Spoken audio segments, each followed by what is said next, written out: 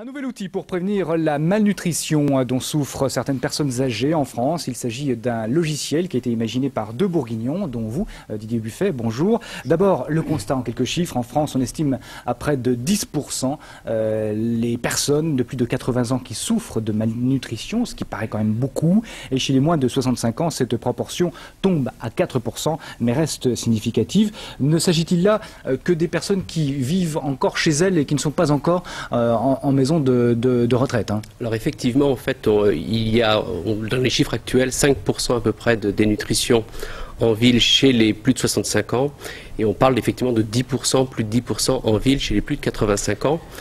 Alors malnutrition, ça veut dire quoi? Dans notre pays, en France, au jour d'aujourd'hui, ça veut dire qu'on ne mange pas du tout ou qu'on mange très mal? On entend par malnutrition, en fait, pour la personne âgée, ce sont des problèmes de dénutrition. Normalement, la malnutrition, c'est que vous avez une carence en un nutriment particulier. Mais chez la personne âgée, ce sont des carences protéino-énergétiques. Donc on parle de malnutrition protéino-énergétique. Mais ce sont des dénutritions.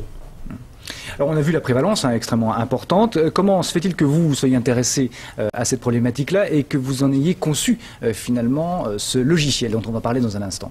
Alors, au départ, j'ai une formation en nutrition clinique, nutrition artificielle. Et puis depuis 1999, en fait, je m'intéresse à la gérontonutrition, donc qui est plutôt l'aspect nutrition personnes âgées. J'ai créé en 1999 un site internet qui s'appelle nutrisenior.fr. Qui s'adresse au grand public? Qui s'adresse au grand public, mais surtout, enfin, au grand public non, plutôt aux soignants et aux médecins.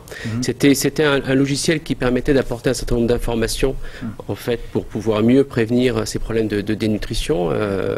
Et puis, en 4-5 ans, me spécialisant dans ce domaine, je me suis aperçu qu'il manquait des outils, qu'il y a entre 40 et 60% de dénutrition en maison de retraite. Alors justement, soyons très concrets. Comment ça marche ce logiciel?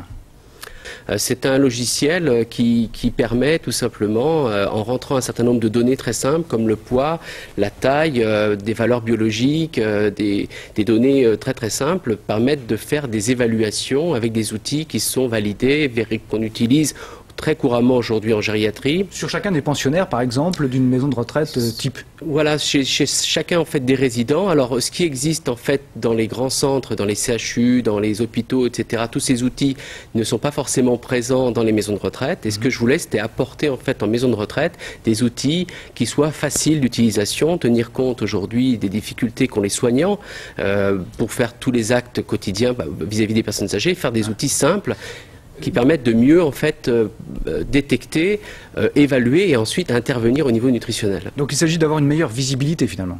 Tout à fait. C'est le logiciel, c'est pour avoir une meilleure visibilité et surtout systématiser la recherche de la dénutrition chez les résidents. Et on peut imaginer d'autres applications?